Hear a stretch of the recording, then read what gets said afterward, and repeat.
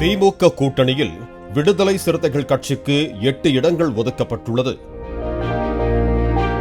இந்த நிலையில் எம்பியாக இருக்கும் திருமாவளவன் காட்டுமன்னார்கோவில் தொகுதியில் வேட்பாளராக களம் இறங்குகிறார். அவர் தனது தொண்டர்களுக்கு பேசிய விளக்க வீடியோவில் தொகுதி ஒதுக்கீடு தொடங்கி வேட்பாளர் தேர்வு வரை தனக்கு பல்வேறு நெருக்கடிகள், வலிகள், வருத்தங்கள், உளவியல் போராட்டங்கள் இருந்ததாக குறிப்பிட்டுள்ளார். பல்வேறு வருத்தங்கள் நமக்கு இருந்தாலும் கூட, அதாவது நிறைய கூடுதல் தொகுதிகளை கேட்டு பெற முடியவில்லை என்கிற வருத்தம், இன்னும் பல வருத்தங்கள், வழிகள் நமக்கு உண்டுதான். இதுதான் தேர்தல் அரசியல். நெருக்கடிகளை கடந்து சென்றாக வேண்டும். மகத்தான அரசியல் சக்தி என்பதை உறுதி செய்தாக வேண்டும். விடுதலை சிறுத்தைகள் கட்சியில் தற்போது சிட்டிங் எம்எல்ஏக்களாக இருந்த எஸ் பாலாஜி, ஆளூர் ஷாநவாஸ், பனையூர் பாபு ஆகிய 3 பேருக்கு இம்முறை வாய்ப்பு கொடுக்கப்படவில்லை. அவர்கள் பொறுத்துக் கொள்ள வேண்டும் எனவும் குறிப்பிட்டிருந்தார். கடந்த வாரம் முகநூல் உரையில் தொண்டர்களிடம் பேசிய திருமாவளவன் தமிழகத்தில் தொங்கு சட்டசபை அமைப்பதற்கான வாய்ப்புகள் இருப்பதை போல பேசியிருந்தார். சபாநாயகரை தங்களுடைய கட்சியிலிருந்து தேர்ந்தெடுக்க வேண்டும் என்கிற போது ஒருவர் தேவைப்படுகிறார். ஆக 119 இடங்களில் வெற்றி பெற்றால்தான் ஒருவர் சபாநாயகர். ஆட்சி அமைப்பதற்கு அதிக பெரும்பான்மை என்கிற அடிப்படையிலே பார்த்தால் 118. ஆக 119 பேர் கட்டாயம் வெற்றி பெற்றால்தான் அவர்கள் ஆளும் கட்சியாக அமர முடியும். இல்லையேல் அது தொங்கு சட்டமன்றமாக மாறும்.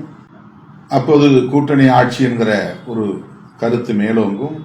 அவ்வாறு 119 சட்டமன்ற உறுப்பினர்கள் இல்லாவிட்டால் தொங்கு சட்டசபை உருவாகும். அப்போது கூட்டணி கட்சிகளின் சார்பில் ஆட்சி அமைக்கும் சொல் வரும். ஆட்சி அதிகாரத்தில் பங்கு இருக்கும். அதில் விசிகவுக்கு மாற்று கருத்து இல்லை.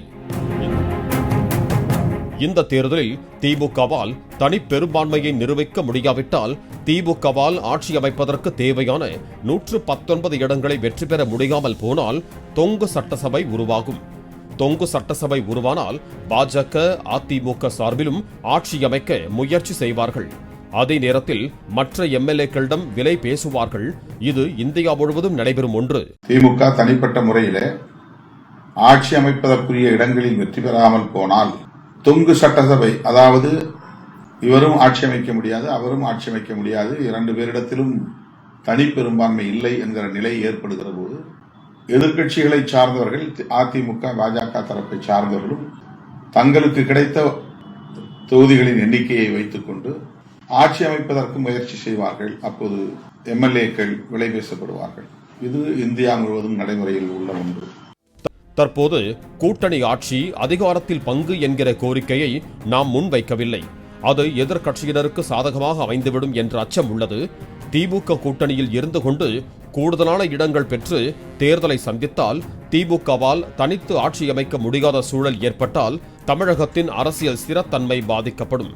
திமுக தனி பெரும்பான்மையில் ஆட்சி அமைக்க வேண்டும் என்றால் 125 தொகுதிகளில் வெற்றி பெற வேண்டும்.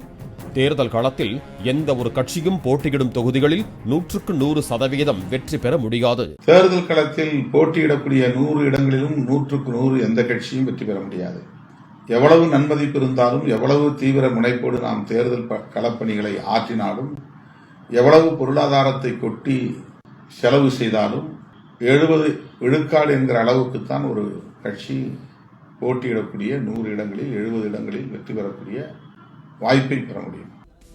கடந்த வாரம் தமிழகத்தில் தொங்கு சட்டசபை ஏற்படுவதற்கான வாய்ப்புகள் குறித்து பேசிய திருமாவளவன் நேற்று பேஸ்புக் உரையில் 2026 சட்டமன்ற தேர்தலுக்கு பிறகு தமிழக அரசியல் களம் மாறப்போகிறது என குறிப்பிட்டுள்ளார். இந்த நிலையில் காட்டுமன்னார்கோவில் தொகுதியில் தமிழகத்தின் அரசியல் எதிர்காலத்தை கருத்தில் கொண்டு தான் போட்டியிடுவதாகவும் அறிவித்துள்ளார் திருமாவளவன். திருமாவளவனின் பேச்சு மற்றும் நேரடியாக அவர் மாநில அரசியலில் களம் காண்பது தொங்கு சட்டசபை ஏற்படும் என திருமாவளவன் முன்பே கணித்திருப்பதாக அரசியல் வட்டாரங்கள் தெரிவிக்கின்றன. பாலிமர் செய்திகளுக்காக செய்தியாளர் பாண்டியராஜன்.